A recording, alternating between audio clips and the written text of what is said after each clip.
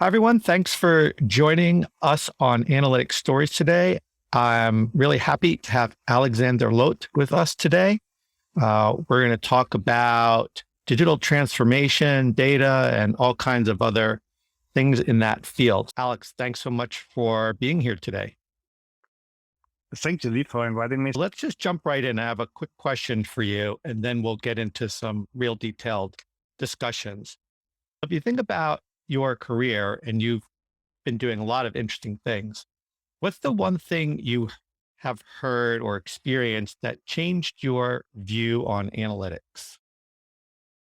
Well, it is really about making data interactive. So in 2009, when I was working at CERN, the European Organization for Nuclear Research, I discovered a Tableau. It was a quite early version. And while this one was, of course, not suitable for CERN's petabyte scale data, which was all analyzed with some really complex C++ programming and some GNU plot at the end, I was really still amazed how easy it was to just drag and drop some data. And I did it for some metadata at CERN. And I think I even wrote a blog post about it, which is still online today. So yeah, I mean, it was really something quite new to really make data interactive, that you can really drag and drop through data, which was something very new at this time. And it is still something that I would highly recommend to anyone who is not using any modern analytics solution. And well, for my story, actually, this was this 2009 discovery of, well, when I discovered Tableau in 2009, this one was the reason actually why I joined Tableau later in my career when they opened up an office in Frankfurt. And interestingly enough, that was the same time frame for me when it came to Tableau. 2009 was when I really started to figure out what it was and how to use it, because it was so different. For me, I was used to what everybody else was doing was Excel. And you really have to change your thinking about how you work with data when you transition to something like a Tableau, because you don't really touch the data anymore. You're not really manipulating it the same way you are cell by cell, and you have to approach it in a different way. So yeah, for me, actually, that was a big thing too. I have a feeling we're going to talk about it more, and you can see in the background, he got really absorbed in Tableau and has written a couple books about Tableau. And we're going to talk about your newest book in a minute. And now let me introduce you so that everybody can learn a little bit more about some of the interesting things you have done.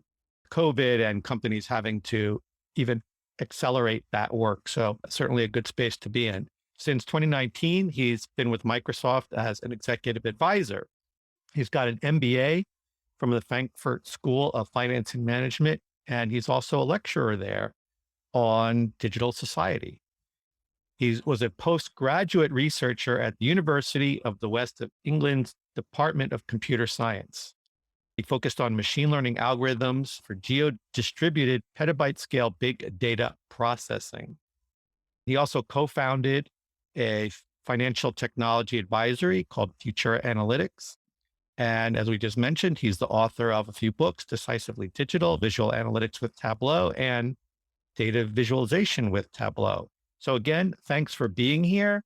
You've got a lot of knowledge in this space, and you're approaching it from a little bit of a different viewpoint because of the digital transformation aspect, not just the idea of data or analytics. And I think that that's going to give us some really interesting ideas to play with, and that people should be thinking about how their work is more than just the core analytics and how it really plays into where companies are going. So thank you again. Let's talk about your book. So in Decisively Digital, and by the way, I was honored to be one of the chapters in your book. You have really covered what I would consider cutting edge thinking on digital transformation from a really wide range of industry folks. So if you just think though about the role of data, what did you hear from people, like actions that people were taking that had a fast impact on the organization versus the kinds of things that might take months or years to develop? Well, there are quite a lot of really interesting aspects in the book. For the book, I was interviewing 24 experts, entrepreneurs, and really smart people about all kinds of different digitalization aspects. And of course, data is a very crucial part in this. I was, for example, interviewing you for the book, but also, for example, Elisa Fink, the former CMO from Tableau, which also gave very, very interesting insights about data and how it's connected to culture. But coming back to your question, what was really very interesting that could everyone implement quite quickly is actually not really data related, but it's a very cool thing that hits us all to the still ongoing pandemic situation that we're having right now. This is actually to install a meeting limit of 30 minutes. That's something that really boosts the productivity. So, for example, Microsoft came up with the 30 minutes per meeting in Japan, and it really showed that it boosts productivity dramatically. Hacks like this are very fast to adopt, and they're really essential for modern work, which should be also a crucial part in any digital strategy.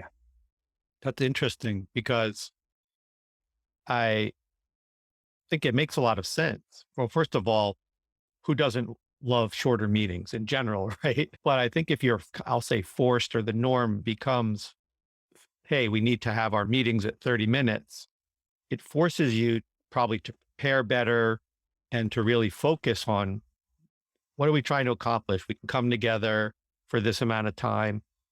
And especially if you're doing a lot over Zoom or Microsoft Teams, whatever it happens to be, right? People are tired of these long video meetings. They do consume a lot of energy. So if you can shorten those up, I could see why there are just some benefits from all those angles.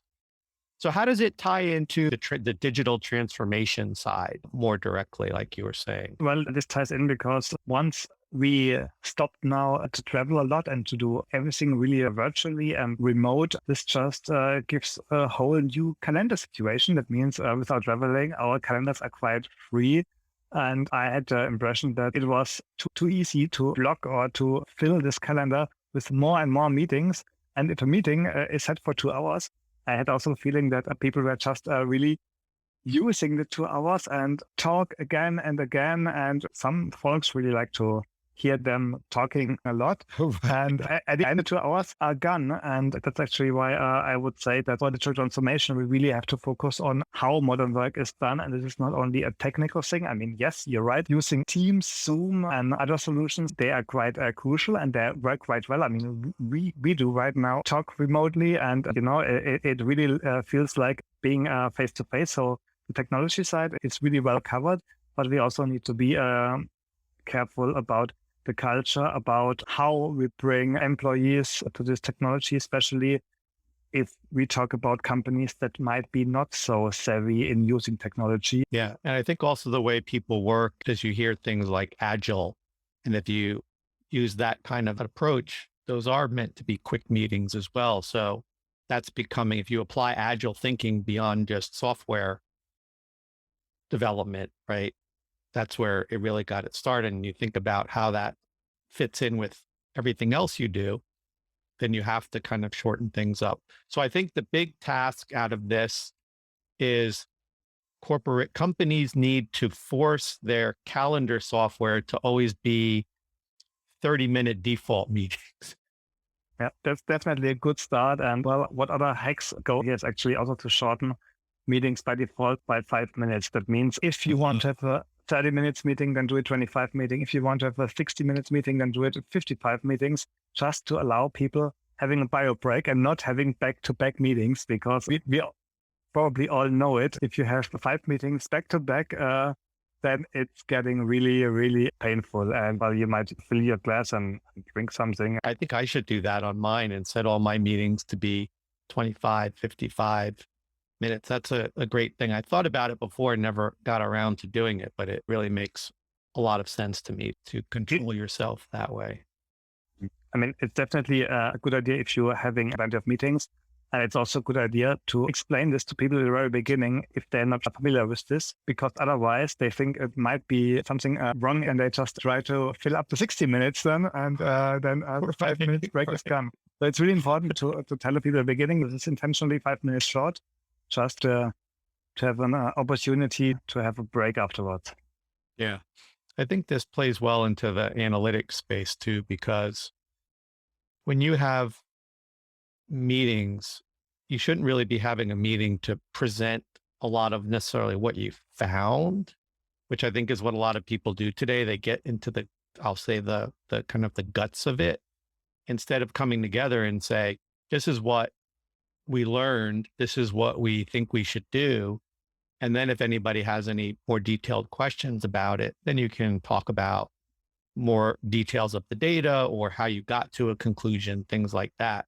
But almost flips how you have to approach those kinds of meetings, which I think will not only be more productive in general, but drive the business better, which is really what analysts are supposed to do and what data is supposed to do for the company, right? Not talk about all of the charts and things that go along with it. And that's a cultural thing, I think, for people to adapt to. It is definitely, and it is something that we need to learn. And this is actually something that fits well in the introduction that you made and to my story at CERN, Organization for Nuclear Research in Geneva. When I was there, I was actually writing my master thesis. That's why I came there. And I was doing my data analysis mainly for physicists who want to find the Higgs boson. So there's this big particle accelerator, this Large Hadron Collider in Geneva. And these particles spin in almost light speed, and they collide on purpose, to find the Higgs boson, or how media says the God's particle, because it's also kind of famous in the Dan Brown's books and the movie with Tom Hanks, as I remember right. Oh, yeah. Yeah, and but for me as a student, I was more about the technology, because 2009 petabyte scale was something not usual. It was, even looking today, only Facebook and Google has really big amounts of data. But then they had it back in the days. And so I was really kind of so much in the technology, and I was trying to do this and to that. And I can still see this also on younger analysts today that don't have that much experience. They just want to use all machine learning algorithms that they know. They want to try their Python skills, which is very cool. But what we need to learn is that we need to come from the result side. So we have to understand this. What exactly do I want to tell with the data? Or even more important, the people who need the data or who need the results, who need the analysis. Why do they need it? What do they want to do it? So really try to look at from the end and then working in the other direction. So from the end, what I want to have, and then coming backwards and see how can I solve this. And especially what we had with the data at CERN, this was definitely not an easy thing. It was not just look into the Excel file and fill out some data. It was a little bit more complicated. And as you mentioned, that's why I was also, it was quite recently, I was featured in the newspaper about being the data operator. This basically came because of my work at CERN, but also a little bit about the book about Tableau. But basically it was about this time at CERN. And that's why it's definitely an interesting part on data from the result side. So what exactly is it that we want to get out of it, and not trying to get all the fancy thing and pack it into a dashboard that is full of interesting stuff. It's so cool today what the powerful software can do also with a huge amount of data. But at the end, it doesn't really help if the dashboard answers, let's say, the wrong questions or doesn't have or no questions. Or no questions at all. Yeah, I mean, as you can imagine, I've seen hundreds of dashboards, and some were fancy, but not everything was really going into the right, let's say, business direction. I agree. So let's talk about that, because switching people's thinking is a big part of transformation itself, right? That's kind of the whole idea. We've talked about a few areas where people have to think about how they need to change their behavior, or it's not really as much a technology thing. But one of the issues when you talk about big change is people get very uncomfortable. There's a lot of discomfort at the individual level many times. What kinds of things are you seeing, maybe expanding on what you've talked about, or maybe something different, that are major areas of discomfort that you're seeing that's slowing down transformation because people just, they don't agree, they can't adapt, whatever. And what do you recommend to help manage that? Well, it's a very good question. I'd say that the companies really need to make sure that employees understand that new tools are there to help them. So such as using chat instead of email. So for example, if you have Teams or Slack, it's not a thing to tell people you have to use it now. It's more to give people the choice and say, well, you can still write an email, but you might consider having a chat now. This might, for many, I mean, I know your audience is quite tech savvy. This might sound like a no-brainer, but again, in the corporate world, not everyone is that tech savvy. And you also need to take these people into account. You also need to welcome them to the new technology. And you also need to give them a chance to appreciate what, for example, chat can bring, for example, what data analytics can bring them. If people have 20 years of Excel experience, then it might be a cool or interesting thing to give them a hint and say, well, look here, Power BI, or look here, Tableau. You can do the things that you did in 20, you can do it faster. And well, my main point would be here, not to force the employees to use the new tools, but to encourage them. Sure. Offer trainings, do it with gamification. For example, if it's a huge company, you can have things like contests. You can have things like who builds the nicest dashboard or who has the fanciest Teams background, for example. Again, very easy things, but this kind of gamification really helps to drive adoption here for the digital transformation.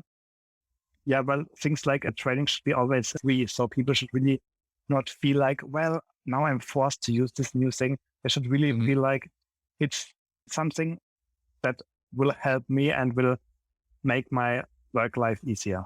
Yeah, I think we all know that, number one, when you force people to do something, that's a false idea. It's very difficult to force people to do something. And you have to find ways to encourage, make it simpler, make it fun, if that's possible. So I think those are good points.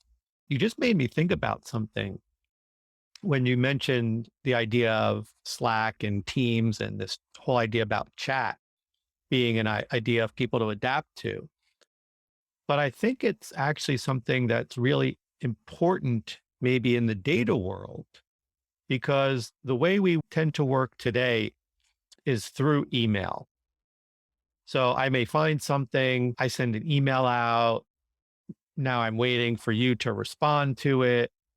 So I'm kind of, all right, what do I do now? I can't move something forward, whether it's a data issue that somebody has to look into, if it's an analytics issue, whatever the issue is, there's no flow. And I think in kind of this idea again of work moving faster, digital transformation, the idea that you should use chat maybe in the analytics space rather than thinking about email, or, oh, we have to have a meeting on Thursday to talk about this.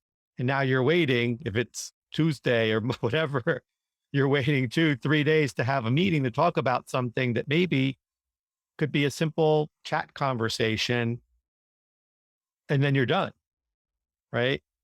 I think it's really interesting issue to think about, to look at how people need to change the way they do that from doing the work of analytics, not the actual analysis itself, but how you interact with people. I don't know what your thoughts are about that.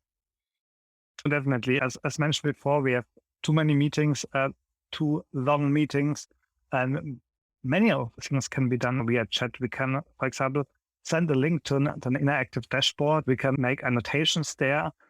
Or if it's really simple and easy, then sending a little screenshot into a chat window so really everyone can see, can understand. So yes, I'm totally agree that before inviting someone, or even worse, a group of people, we should really think about, is this meeting really required? Can I just send my analytics results? Can I just send them via chat on Teams or on Slack? You can just open up a group with people, inviting them for a chat, and sending my results to multiple people. And that's then an asynchronous communication. And it might work well for people once they get used to it. At the beginning, it might feel awkward if you're not used to asynchronous communication. So if you have, for example, 3, 4, 5 power chats and discussing things, But at the end, it helps quite a lot. And as mentioned before, having a calendar full of back-to-back meetings is also not the real good solution. Yeah, that's true. I think that's the other side. If you can free up the meetings, then you have more time for that kind of real-time activity. And it's really no different when you think about it than how you might operate today slightly differently with your phone, right? Because you're text messaging all the time and you can have multiple text conversations going on, right? And you're bouncing back and forth between them. So it's not something that people are unfamiliar with. It's just they're not familiar with it in more that work environment. Although even at work, you're texting with people, but I think you're not getting into deep areas, right? It's more high level kind of quick thing. So maybe that's where the difference is that they have, but it really shouldn't be, I say it so loosely, but it shouldn't really be a big deal, but it is because it does feel different in any time that happens. So I love that idea. Having shorter meetings and using chat. I have one more thing I'd like to talk to you about that kind of maybe ties it all together. A lot of your work at Microsoft is around artificial intelligence. I had this thought, maybe it's a weird thought. What's the opposite of artificial intelligence? So that's the first part of the question.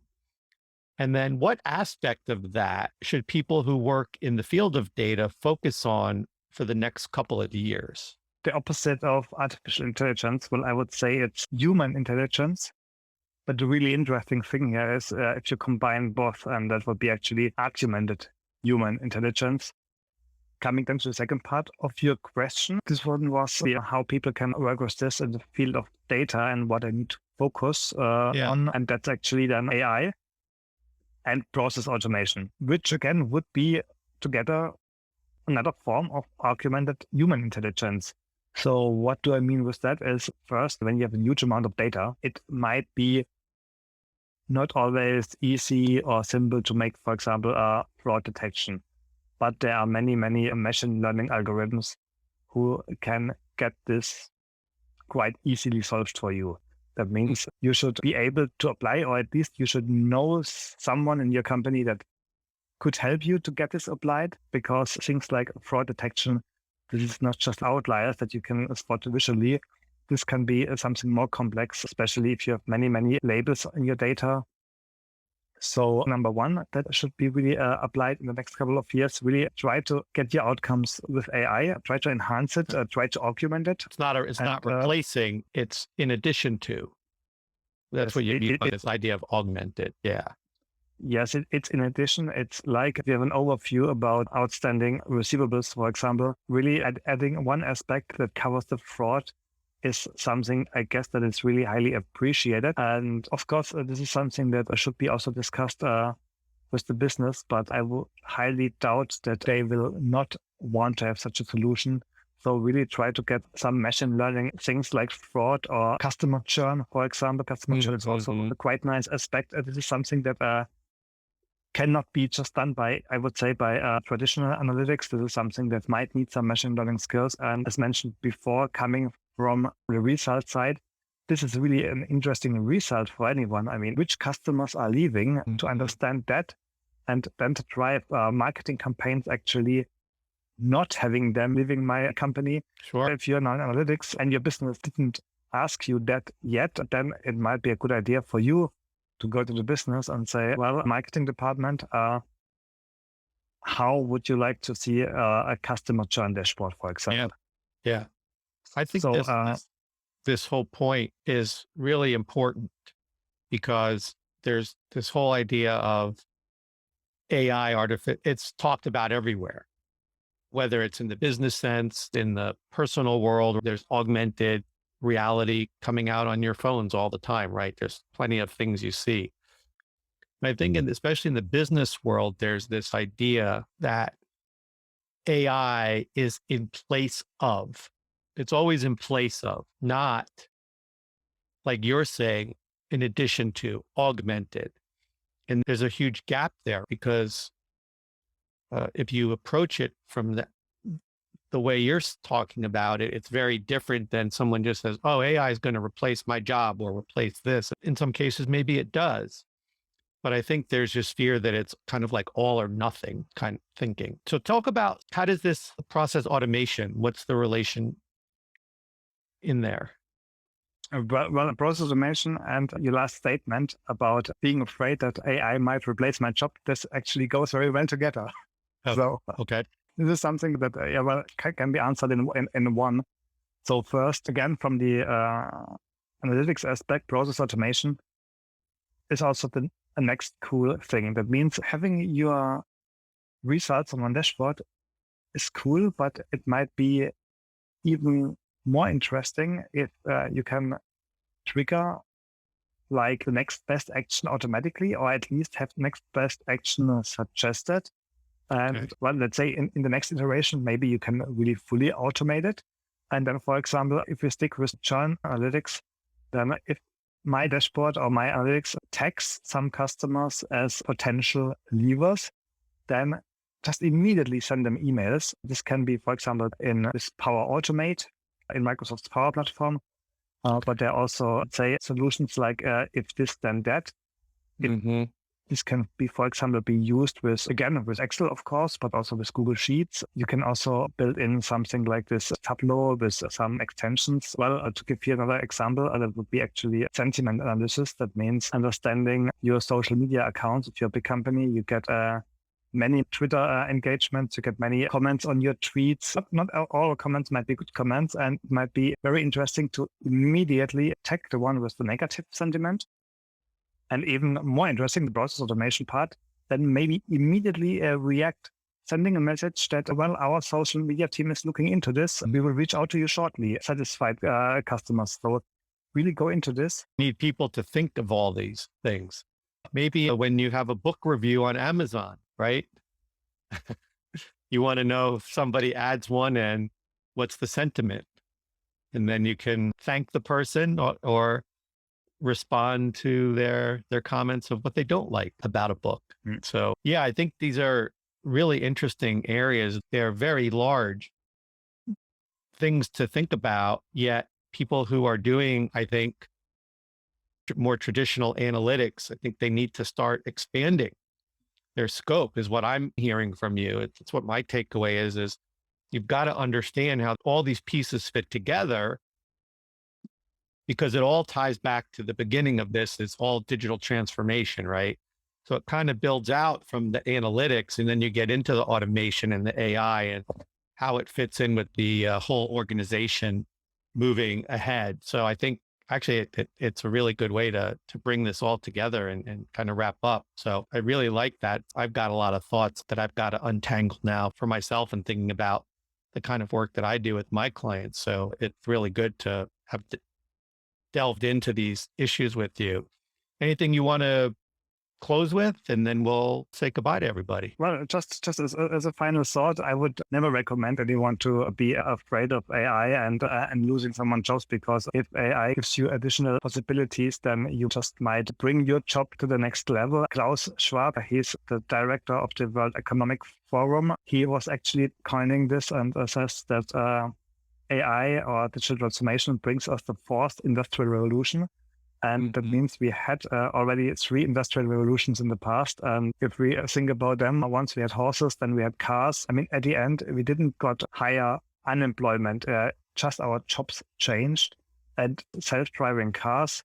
And let's say with even smarter software, this is highly likely that all our jobs, they are also transforming. But this doesn't mean to be bad. I mean, 100 years ago, people were working 6-day work weeks. Now we work 5-day work weeks. Maybe we can also all work for this 4 days work week. Imagine that, Lee, getting the same amount of money and having 3 days weekend. I mean, that would be amazing. And so I would not be afraid of that. It is very important that this is covered for the entire society and no one will be left behind. This is actually a whole chapter in this book about how the society will deal with digital transformation. I also understand that we are now at the end of our podcast, so I don't want to take it too long or go too deep into that, because I guess we could talk hours about this. So then I would say, Lee, thank you a lot for having me. It was a really big pleasure to be on your podcast. Yeah, thanks so much, and love the things that we talked about, and hope will spark some thinking and ultimately action for the folks that are here with us today. Alexander, good to see you. And thank you again. Lee, thank you. Bye-bye.